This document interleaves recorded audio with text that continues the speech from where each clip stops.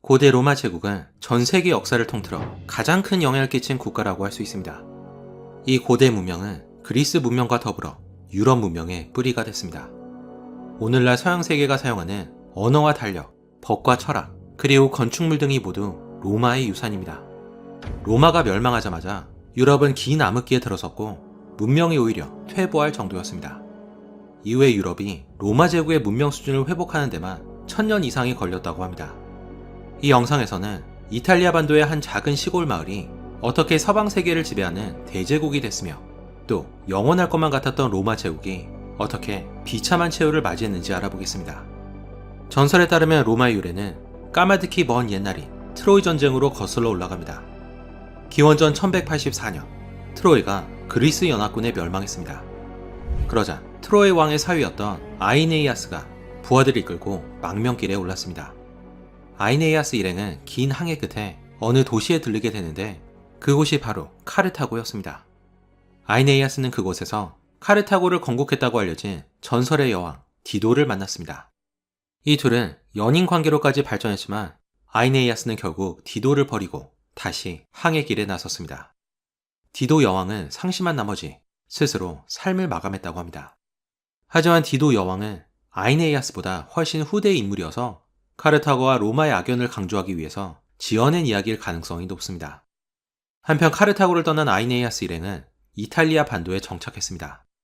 시간이 흘러 아이네이아스의 후예들은 알바론가라는 도시를 건설했습니다. 하지만 로마가 건국되기까지는 아직 400년이란 시간을 더 기다려야 했습니다.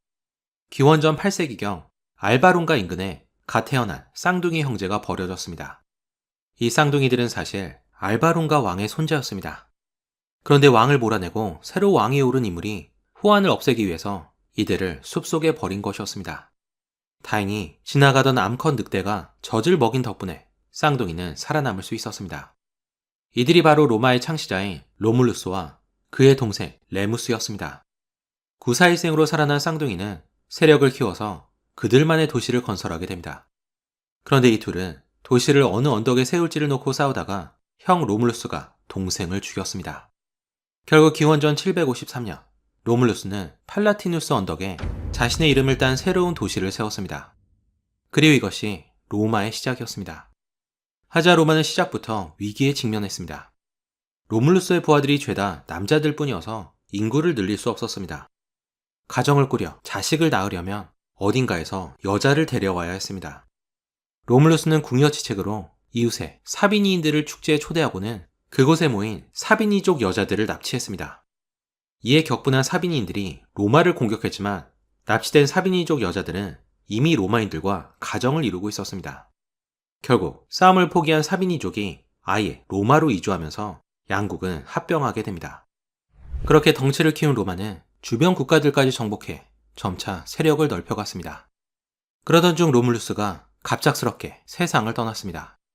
전설에 따르면 로물루스는 폭풍우가 칠 때 회오리 바람에 휘말려 사라졌다고 합니다. 하지만 사실 정적에 의해 살해당했을 거로 보고 있습니다. 로물루스가 통치한 지 38년 만에 로마는 겨우 나라의 형태를 갖추기 시작했습니다. 하지만 아직 이탈리아 북부의 에트루리아와 남부의 그리스 도시들에 비해서는 미미한 세력에 불과했습니다. 특히 로마는 초기에 에트루리아로부터 지대한 영향을 받았습니다. 에트루리아의 기원에 대해선 알려진 게 별로 없습니다. 하지만 당시 에트루리아는 이미 로마를 압도하는 문명과 기술력을 갖고 있었습니다. 로마는 에트루리아로부터 건축물과 복장, 그리고 생활 방식 등 많은 것을 도입했습니다. 하지만 에트루리아에도 약점이 있었습니다. 에트루리아는 12개의 도시국가로 분열돼 있어서 서로 힘을 합치지 못했습니다. 그리고 이것이 로마와의 경쟁에서 뒤처지게 되는 치명적인 약점이었습니다. 그 후 250년 동안 로물루스를 포함해 7명의 왕이 로마를 통치했습니다. 그동안 로마는 나름대로 성장을 이루었지만 북쪽 에트루리아와 주변 부족에 막혀서 세력을 크게 넓히진 못했습니다. 그러다 기원전 509년 대형 사건이 발생했습니다. 당시 로마의 왕이었던 타르퀴니우스에게는 심상치 않은 이름을 가진 섹스투스라는 아들이 있었는데 어느 날 그는 한 귀족의 아내를 겁탈했습니다. 그리고 이 사건으로 로마는 발칵 뒤집혔습니다. 분노한 시민들은 왕의 아들을 죽였고 타르퀴니우스 왕도 해외로 추방됐습니다. 이때 반란을 주도한 인물은 루키우스 브루투스였습니다. 브루투스라는 이름은 400년 뒤에 로마사에 또다시 등장하게 됩니다. 왕을 쫓아낸 로마는 다른 왕을 뽑는 대신에 공화정을 수립하는 특이한 선택을 하게 됩니다. 한 명의 왕이 나라를 다스리며 폭군이 등장해 언젠가는 나라를 망칠 수도 있다는 논리였습니다. 그래서 로마인들은 왕 대신에 최고 관직인 집정관이 나라를 다스리게 했습니다. 집정관은 한 명이 아닌 2명을 뽑았는데 이는 한 개인이 독재자가 되는 걸 방지하기 위해서였습니다. 게다가 집정관의 임기를 1년으로 제한했습니다. 로마엔 또 국정 최고 기관인 원로원이 있었습니다.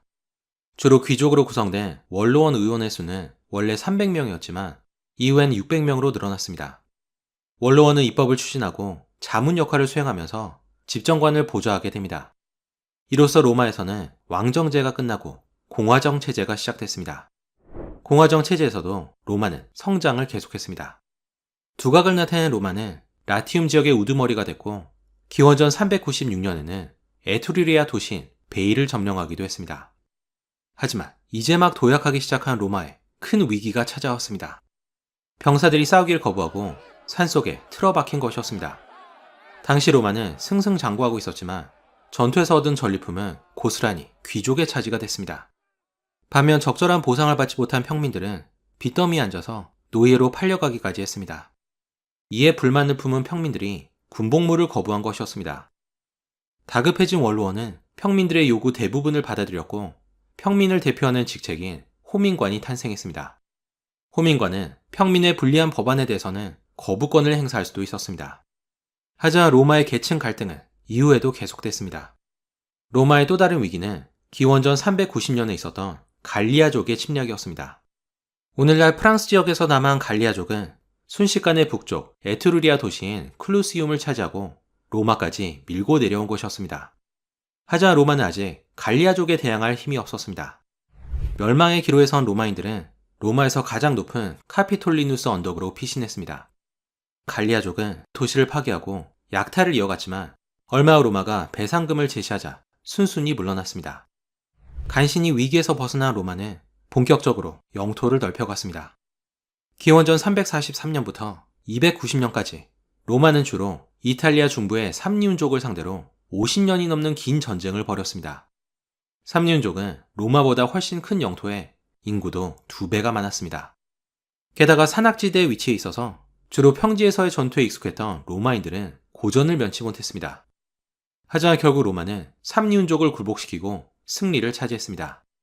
여세를 몰아 북쪽 에트루리아 도시까지 차지한 로마는 이제 거칠 것이 없었습니다. 로마는 내친 김에 이탈리아 남부의 그리스 식민지였던 타렌툼을 위협했습니다. 이에 타렌툼은 에페이로스의 왕 피로스에게 구원을 요청했습니다. 피로스는 당대 최고의 명장이어서 아무리 로마라 해도 벅찬 상대였습니다.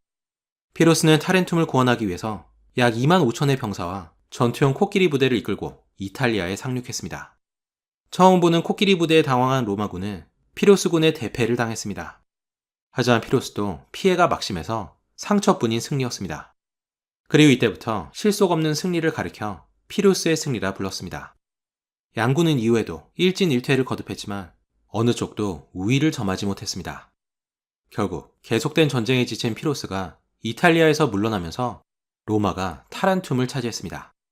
그렇게 이탈리아 반도 전체가 로마의 차지가 됐습니다. 이때가 기원전 272년이었습니다. 하지만 로마의 진정한 적수는 바다 건너 아프리카에 있는 카르타고였습니다. 기원전 800년경 페니키아인이 건설한 카르타고는 활발한 해상무역으로 막대한 부를 축적했습니다. 카르타고는 바다에서의 경험을 바탕으로 강력한 해군을 보유했는데 그에 반해 로마는 해군이 전무하다시피 했습니다. 기원전 264년 양국은 시칠리아 섬에 지배권을 놓고 전면전을 벌였는데 이것이 바로 포에니 전쟁이었습니다. 양군은 수십만의 병력을 희생시키면서까지 치열하게 싸웠습니다. 그리고 결국 해군을 운영하는 법을 터득한 로마가 승리를 차지했습니다. 전쟁에서 승리한 로마는 카르타고를 시칠리아 섬에서 몰아냈고 막대한 배상금을 지불하게 했습니다. 하지만 카르타고는 빠르게 국력을 회복하면서 반격을 노리고 있었습니다. 게다가 카르타고에는 하니발이라는 명장이 있었습니다. 참고로 하니발의 이름은 바알의 영광이라는 뜻이었습니다. 고대 페니키아의 신이었던 바알은 성경과 디아블로란 게임에서 악마로 묘사되고 있습니다. 로마에 대한 복수심에 불탔던 하니발은 이베리아 반도에서 큰 세력을 형성하고 있었습니다.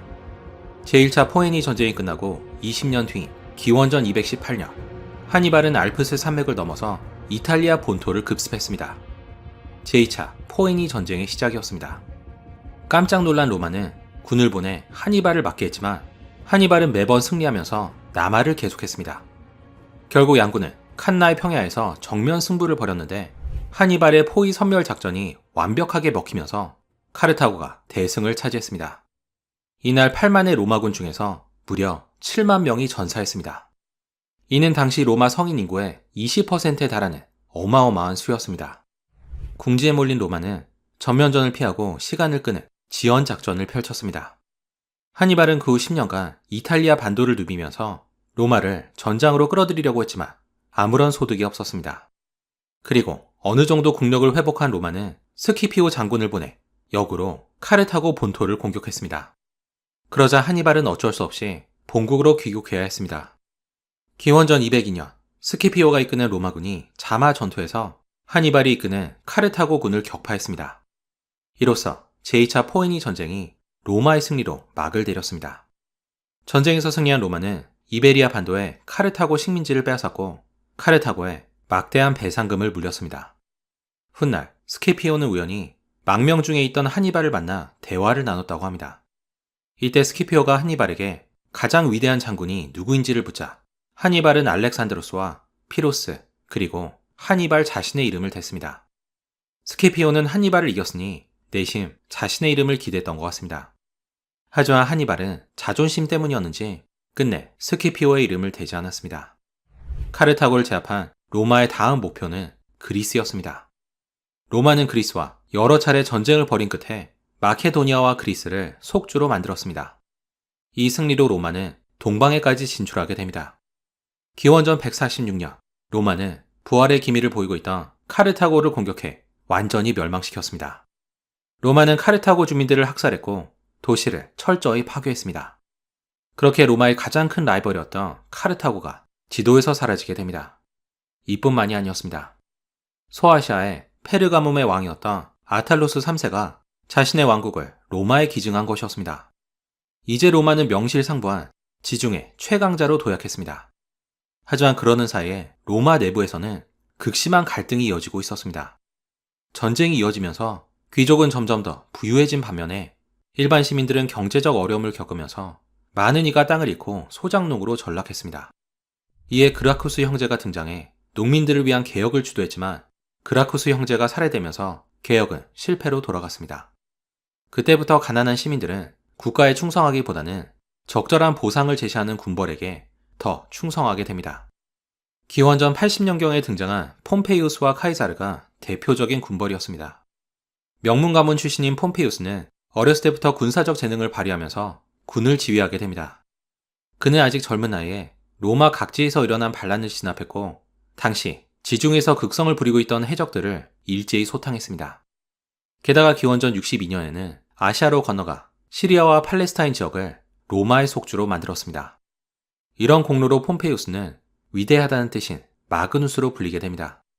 비슷한 시기 율리우스 카이사르가 집정관에 올랐습니다. 명성에선 아직 폼페이우스에 한참 미치지 못했지만 이 남자는 이후에 로마가 배출한 최고의 인물로 평가받게 됩니다. 황제를 뜻하는 독일어 카이저와 러시아어 차르 또한 그의 이름에서 나왔습니다. 하지만 아이러니하게도 카이사르 본인은 평생 황제에 오른 적이 없었습니다. 또 주목할 인물은 크라수스였습니다. 크라수스는 로마에서 제일 가는 부자로 검투사들이 일으킨 스파르타쿠스의 난을 진압하면서 명성을 쌓았습니다. 폼페이우스와 카이사르 그리고 크라수스는 정치적 동맹을 맺었는데 이를 삼두 정치라 불렀습니다. 하지만 이 셋은 각기 다른 운명에 처하게 됩니다. 기원전 58년 카이사르는 오늘날 프랑스인 갈리아 지역에 총독이 됐습니다. 그곳에서 카이사르는 천재적인 군사적 재능을 발휘해서 단 7년 만에 드넓은 갈리아 지역을 모두 평정했을 뿐 아니라 브리튼 섬 남단에까지 진출했습니다. 카이사르는 도저히 불가능할 것만 같은 상황에서 몇 배나 많은 적을 상대로 번번이 승리를 이끌었습니다. 카이사르의 천재성을 가장 잘 보여준 전투로는 알레시아 공방전이 있습니다. 기원전 52년 카이사르가 지휘하는 5만의 로마군이 빠르게 요새를 건설해서 8만의 갈리아군을 포위했습니다. 그런데 갑자기 25만이 넘는 갈리아군이 나타나 역으로 로마군을 포위했습니다. 그 결과 로마군은 요새 안팎으로 포위돼서 절대적으로 불리한 상황이었습니다. 하지만 카이사르는 군을 진두 지휘하면서 요새 밖에 갈리아군을 몰아낸 다음 요새 안에 있던 갈리아군으로부터 항복을 받아냈습니다. 갈리아에서의 성공 덕분에 카이사르는 폼페이우스를 능가하는 큰 인기를 끌게 됩니다. 하지만 3두 중 한 명이었던 크라수스는 비극적인 최후를 맞이했습니다. 라이벌이었던 폼페이우스와 카이사르가 명성을 쌓아가자 크라수스는 초조해졌습니다. 그래서 기원전 53년 크라수스는 4만의 병력을 이끌고 무리하게 파르티아로 원정을 떠났습니다. 하지만 크라수스에게는 카이사르와 같은 군사적 재능이 없었습니다. 로마군은 파르티아 기병에 농락을 당한 끝에 참패를 당했고 크라수스는 목숨을 잃었습니다. 크라수스가 죽자 남아있던 카이사르와 폼페이우스 사이에도 금이 가기 시작했습니다. 카이사르의 위협을 느낀 폼페이우스와 원로원은 그에게 군의 지휘권을 넘길 것을 요구했습니다. 하지만 그런다면 카이사르의 목숨을 보장할 수 없었습니다. 고민 끝에 카이사르는 루비콘 강을 건너 로마로 진격했습니다. 이때 그가 한 말이 주사위는 던져졌다였습니다. 결국 누가 로마를 지배할지를 놓고 카이사르와 폼페이우스 간에 내전이 벌어졌습니다. 그리고 기원전 48년 카이사르가 파르살로스 전투에서 폼페이우스를 상대로 결정적인 승리를 거두었습니다. 폼페이우스는 이집트로 도망쳤는데 카이사르의 비위를 맞추고 싶었던 이집트 왕실은 폼페이우스를 죽여서 카이사르에게 그의 목을 바쳤습니다. 이집트에 도착한 카이사르는 그 유명한 클레오파트라를 만나서 연인 사이가 됐습니다. 카이사르의 지지를 받은 클레오파트라는 남동생이자 공동 통치자였던 프톨레마이오스를 몰아내고 이집트의 정권을 차지했습니다. 정적을 모두 제거하고 로마로 귀환한 카이사르는 독재관에 임명되면서 사실상 황제나 다름없는 절대 권력을 누렸습니다. 그러자 그가 실제로 황제에 오르는 걸 경계한 이들이 원로원에서 카이사르를 암살했습니다. 암살을 주도한 인물은 브루투스로 먼 옛날 폭군 타르퀴니우스를 몰아내고 왕정을 끝낸 브루투스의 후손이었습니다. 카이사르가 죽자 로마의 권력은 카이사르의 양자 옥타비아누스와 카이사르의 충직한 부하였던 안토니우스가 양분했습니다. 당시 옥타비아누스는 18살에 불과했지만 카이사르가 직접 후계자로 지명할 만큼 총명한 인물이었습니다. 반면 안토니우스는 카이사르를 따라 오랜 전투 경험을 쌓은 베테랑이었습니다. 이 둘은 로마를 양분했는데 옥타비아누스는 이탈리아와 서부 지역을, 그리고 안토니우스는 이집트와 동부 지역을 차지했습니다. 그런데 안토니우스가 클레오파트라에 빠져 이집트에서 머무는 시간이 길어지자 안토니우스에 대한 여론이 악화됐습니다. 당시 안토니우스는 옥타비아누스의 누이와 결혼한 상태였는데 일방적으로 이혼하고 클레오파트라와 결혼한 것이었습니다. 그러자 참다 못한 옥타비아누스가 공개적으로 안토니우스를 비난하면서 로마는 다시 한번 내전에 휘말렸습니다. 그리고 기원전 31년 옥타비아누스가 악티움 해전에서 안토니우스를 상대로 승리를 거뒀습니다. 이집트로 도망친 안토니우스와 클레오파트라는 스스로 목숨을 끊었습니다. 이로써 옥타비아누스가 로마 1인자로 올라서게 됩니다. 그러자 원로원은 옥타비아누스에게 아우구스투스라는 칭호를 선사했습니다. 아우구스투스는 존엄자라는 뜻으로 황제가 된 거나 마찬가지였습니다. 공화정이 끝나고 로마 제국이 시작된 것이었습니다. 로마의 초대 황제인 아우구스투스는 나라를 잘 다스렸습니다. 검소하게 살면서 스스로 모범이 됐고 무리하게 정복 사업을 펼치지도 않았습니다. 그 덕분에 로마는 오랜만에 안정기에 들어섰습니다. 아우구스투스는 41년간 로마를 다스리다가 서기 14년 75살의 나이로 세상을 떠났습니다. 그런데 서기 30년경 로마의 속주였던 유대 지역에서 예수 그리스도가 십자가에 못 박혔습니다. 그리고 이 사건을 계기로 기독교가 탄생했습니다. 기독교는 모든 인간이 죄인이며 구원은 오직 예수 그리스도에게 있다고 가르칩니다. 이 믿음은 사도 바울의 선교를 시작으로 로마 제국 곳곳에 퍼지게 됩니다. 그런데 얼마 후 로마는 기독교를 금지했습니다. 로마의 다신교와 충돌했고 국가에 대한 충성을 최우선시하는 로마의 가치관과 어긋나기 때문이었습니다.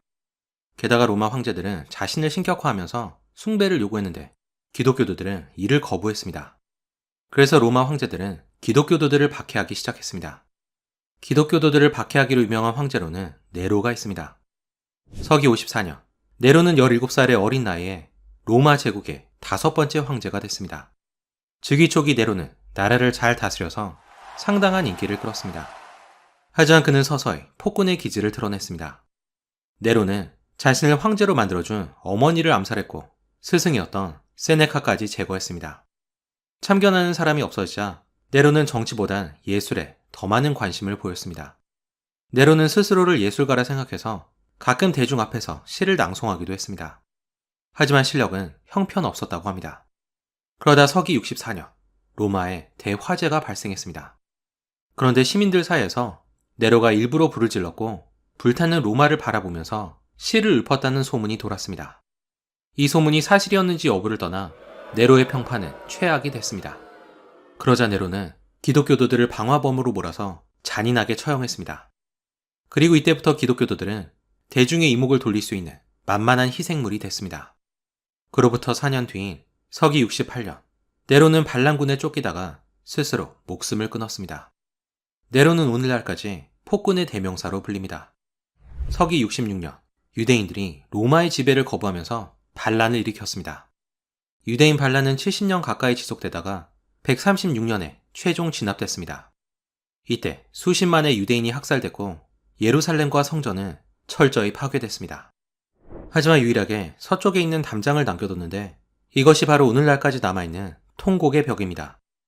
살아남은 유대인은 모두 이스라엘 밖으로 추방됐습니다.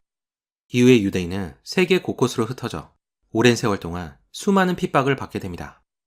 그리고 이를 디아스포라라 부릅니다. 반면 로마는 최고의 전성기를 누리고 있었습니다. 서기 96년부터 180년까지 거의 100년 동안 네르바, 트라이아누스, 하드리아누스, 안토니누스 피우스, 그리고 마르쿠스 아우렐리우스까지 5명의 명군이 잇따라 등장했습니다. 이 시기를 흔히 오현재 시대라 부릅니다. 그 덕분에 로마는 황금 시대를 구가할 수 있었습니다. 이 시기 로마 영토는 크게 확장됐고 경제가 안정돼 시민들의 생활 수준이 높아졌습니다. 빈민들에게 무료로 빵이 지급됐고 제국 곳곳에 신선한 물을 공급하는 수도관과 도로, 그리고 공중 목욕탕이 건설됐습니다. 그 결과 로마시는 인구가 100만이 넘는 대도시로 성장해 있었습니다. 그 유명한 콜로세움이 건설된 것도 이때였습니다. 콜로세움은 약 5만 명을 수용하는 원형 경기장으로 이곳에서 검투사 경기와 전차 경주가 펼쳐졌습니다. 심지어는 경기장에 물을 채워서 가상해전을 벌이기까지 했다고 합니다. 하지만 오현제 중 마지막 황제인 아우렐리우스가 죽고 그의 아들 코무두스가 황제에 오르면서 로마 제국도 서서히 몰락의 길을 걷게 됩니다. 코무두스는 무능했고 정신병 증세까지 있어서 즉위한 지 얼마 안 돼 원로원의 신임을 완전히 잃었습니다. 네로가 스스로를 예술가로 생각했다며 코모두스는 스스로를 검투사로 생각했던 것 같습니다. 실제로 코모두스는 엄청난 체격과 괴력을 소유해서 검투사로도 소질이 있었던 것으로 보입니다. 시간이 지날수록 코모두스의 광기는 심해졌고 정치보다는 검투사 놀이에 몰입했습니다. 결국 코모두스는 정적들에게 암살됐습니다. 하지만 코모두스가 죽고 오히려 더 큰 혼란이 찾아왔습니다. 다음 100년간 로마에서는 서로 죽고 죽이는 내전이 펼쳐졌습니다. 특히 235년부터 284년까지 50년간 치열한 세력 다툼이 벌어지면서 무려 18명의 황제가 교체됐습니다. 이 어지러운 시기를 군인 황제 시대라 부릅니다.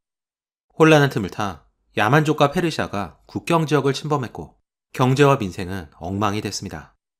284년 황제가 된 디오클레티아누스는 강력한 지도력을 발휘하면서 위기에 빠진 제국을 부흥시키려고 했습니다. 디오클레티아누스는 이를 위해 여러 가지 개혁을 추진했는데 가장 대표적인 것이 사두 정치 체제입니다. 방대한 제국을 다스리기에는 황제 한 명으로는 역부족이라 생각해 통치 지역을 4개로 쪼갠 것이었습니다. 그래서 황제도 한 명이 아닌 4명이 됐습니다. 20년간 로마를 통치한 디오클레티아누스는 스스로 황제 자리를 내려놓고 시골 마을에서 양배추를 키웠다고 합니다. 디오클레티아누스가 수립한 사두 정치 체제도 오래가지 못했습니다. 디오클레티아누스가 죽고 로마는 다시 한번 내전에 휘말렸습니다. 그리고 마침내 다른 황제들을 차례차례 제거한 콘스탄티누스가 최종 승자로 등극했습니다. 콘스탄티누스가 불러온 가장 큰 변화는 기독교가 공인됐다는 것이었습니다. 이전 황제였던 디오클레티아누스는 사실 기독교인을 잔인하게 박해한 것으로 유명했습니다. 하지만 콘스탄티누스는 기독교인 박해를 금지했을 뿐 아니라 자기 자신도 기독교로 개종했습니다. 기록에 따르면 콘스탄티누스는 꿈에 십자가 환상을 보고는 다음날 있었던 전투에서 승리했다고 합니다. 그리고 이 사건을 계기로 기독교로 개종했다는 겁니다. 그렇게 300년 동안이나 박해를 받던 기독교가 로마의 공인을 받았습니다. 이후 기독교는 로마를 넘어 세계로 퍼지게 됩니다. 324년, 콘스탄티누스는 발칸반도에 위치한 비잔티움에 새로운 도시를 건설했습니다. 바로 동로마 제국의 수도가 되는 콘스탄티노플이었습니다. 395년, 로마 제국은 공식적으로 서로마 제국과 동로마 제국으로 분할됐습니다. 서로마 제국은 얼마 후에 멸망하지만 동로마 제국은 이후 1000년 동안 살아남게 됩니다. 4세기 후반, 재앙이 찾아왔습니다. 훈족이라고 알려진 기마 유목민이 동쪽으로부터 밀고 들어온 것이었습니다. 훈족은 흔히 중국 한나라와 싸우다 밀려난 흉노족의 후예로 알려졌습니다. 하지만 아직까지 이들이 정확히 누구인지는 밝혀지지 않았습니다. 훈족이 동유럽으로 쳐들어오자 게르만족은 이들을 피해 로마 제국 안으로 도망쳐왔습니다. 훈족과 게르만족이 만들어낸 도미노 효과로 로마는 큰 위기에 봉착했습니다. 처음에는 로마와 공생하기를 원했던 게르만족이 점차 자신들의 권리를 요구하면서 로마의 권위에 도전한 것이었습니다. 하지만 로마 제국은 더 이상 이들을 제압할 힘이 없었습니다. 378년, 동로마 제국과 서고트족 사이에서 벌어진 아드리아노플 전투가 이 사실을 확인해 줬습니다. 이 전투에서 서고트족은 로마군 3분의 2를 몰살시키고 황제마저 죽였습니다. 그리고 이 전투 이후에 게르만족의 침략이 본격화됐습니다. 공격은 주로 서로마 제국에 집중돼서 로마시는 410년과 455년 두 차례 굴욕적인 약탈을 당했습니다. 이제 서로마 제국은 껍데기에 불과했습니다. 그리고 476년 서로마 제국의 마지막 황제가 폐위되면서 서로마 제국이 오랜 역사를 뒤로하고 멸망하게 됩니다. 아이러니하게도 마지막 황제의 이름은 로마의 창시자 로물루스였습니다. 아직 동로마 제국이 남아있었지만 로마의 전성기는 여기까지였습니다. 이후 유럽은 오랜 암흑기에 들어섰습니다.